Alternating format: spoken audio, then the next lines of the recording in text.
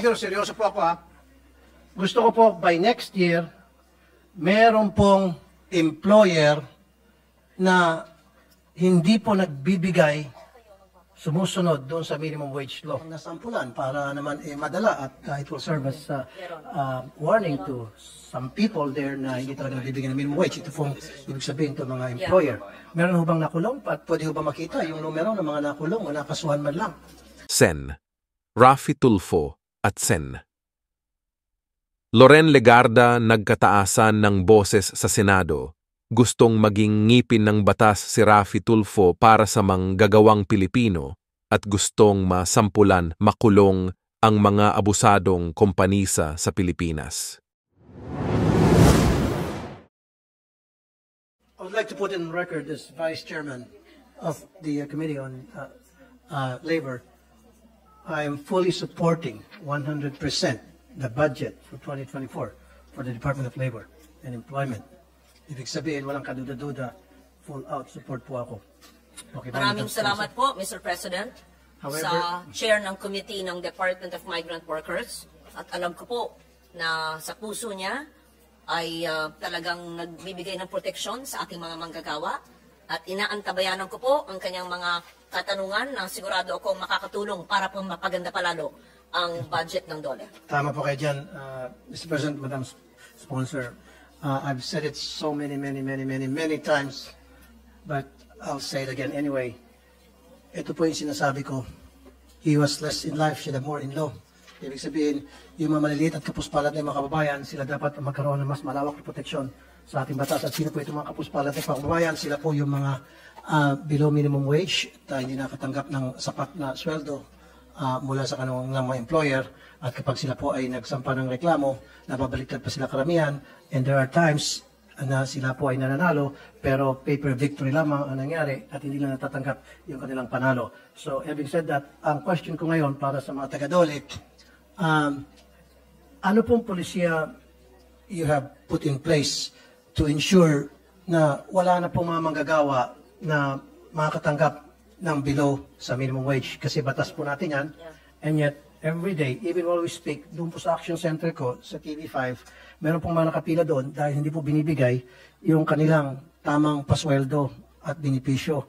Ibig sabihin, meron po tayong minimum wage, below minimum po ang binibigay sa kanila. Karamihan po sila mga factory workers, sila po yung mga security guards, sila po yung mga bodegero, sila po yung palagi na api. So, meron po ba tayong polisiya na para matigil na po ito at maging patas na po ang batas? Alam po natin na kailangan tagala pinapatupad ang ating minimum wage. Ang ginagawa po ng DOLE ay by inspection. Alam naman po natin na hindi kaya naman inspeksyonin lahat sa buong bansa. So ako po ay magpapakatotoo na meron po silang graph dito ng mga na-inspect po nila mula Enero hanggang Oktubre ngayong taon na ito sa NCR sa lahat ng regions. Meron po silang target, meron silang accomplishment, at meron silang na-inspect at may technical and advisory visit. Yun po ang ginagawa nila, labor inspection and technical and advisory visit. Lahat po naman ay dapat sumusunod ng ating mga batas. Alam natin, ang minimum wage nga ay dapat taasan pa nga, pero hindi pa na napapatupad yun. In the meantime, all they can do and what they're doing is inspection and technical and advisory visits. At meron po silang, mahaba po ito, we can give you a copy of the targets per region and their accomplishments per region. Kahanga-hanga po yan, Mr. President, Madam Sponsor, yung sinasabi niyo may target sila. Pero ang tanong ko, doon sa target nila, meron na hubang nasampulan para naman madala at it will serve as warning to some people there na hindi talaga nabibigyan ng minimum wage. Ito pong ibig sabihin ito mga employer. Meron na hubang nakulong at pwede hubang makita yung numero ng mga nakulong o nakasuhan man lang? Meron po silang mga nakita na hindi nagko-comply, so mag-i-issue po sila ng compliance order. Admittedly, walang nakukulong. Dapat po may Wala pa. Dapat po may makulong. Ayon po sa kanila, no?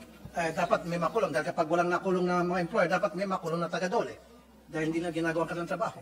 Kala ko pa ay kayo tutulong sa budget. Tutulong sa budget. Pero it doesn't mean na tutulong sa budget tapos maging tamad na sila.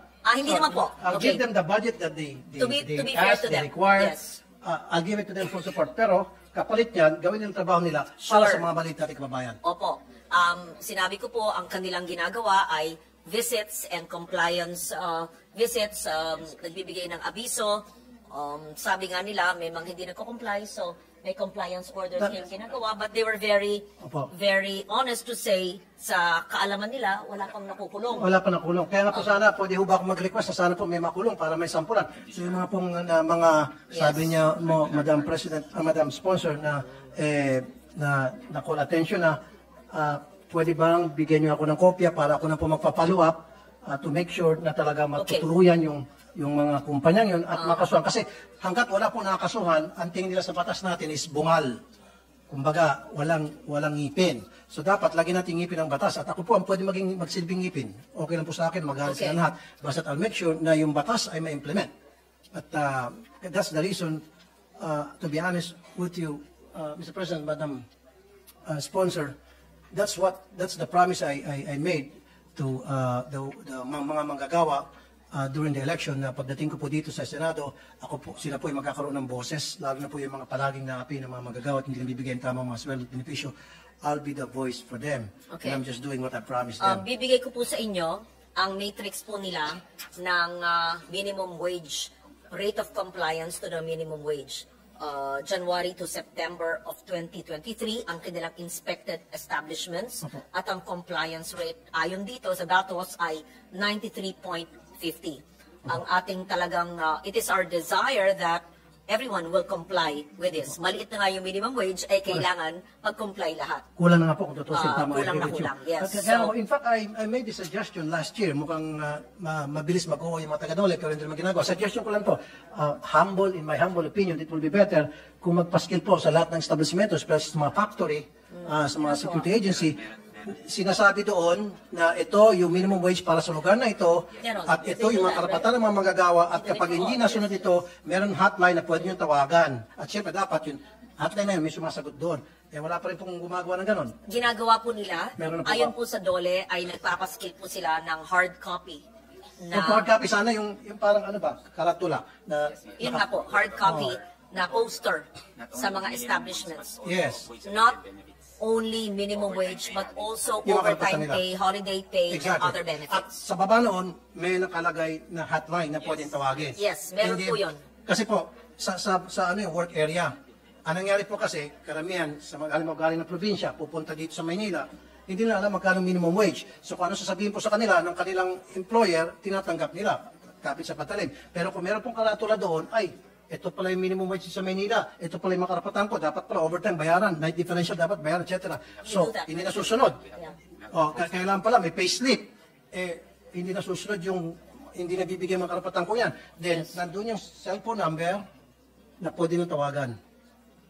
Meron po silang ginagawang ganun, ayon po sa DOLE, ay ginawa po nila. Hindi lang nga yung minimum wage, kundi yung mga benepisyo. So, next budget hearing sa 2024, gusto ko po, meron na pong nakasuhan na employee hindi po nagbigay ng minimum wage at meron pong nakulong.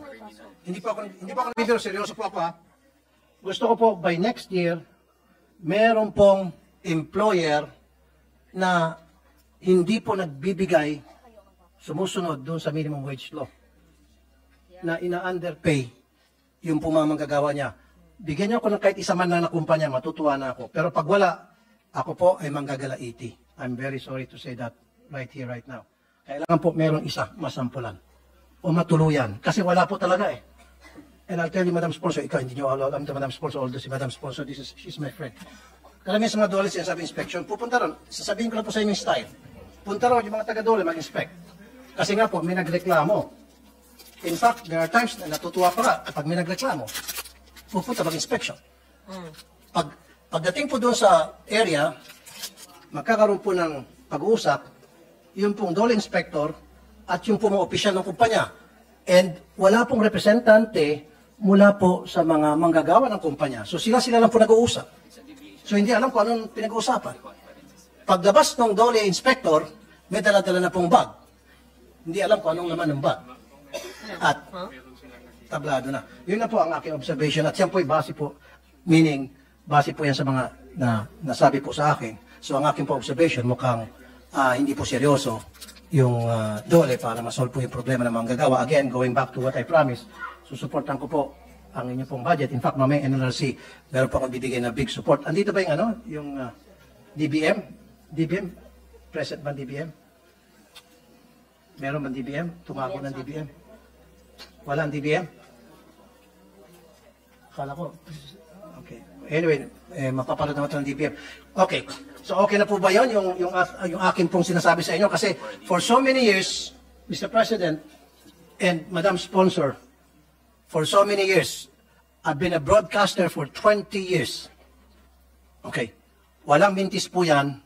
Araw-araw, mahaba po ang pila sa aking action center na kung saan mga security guard, mga factory worker, ang reklamo nila, Idol, Sir, below minimum po ang aking sweldo.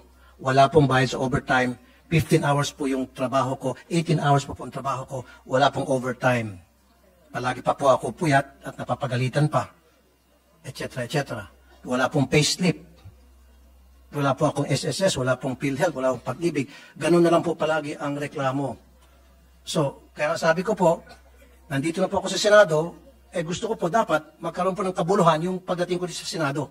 Kaya nga po ang request ko ngayon sa DOLE,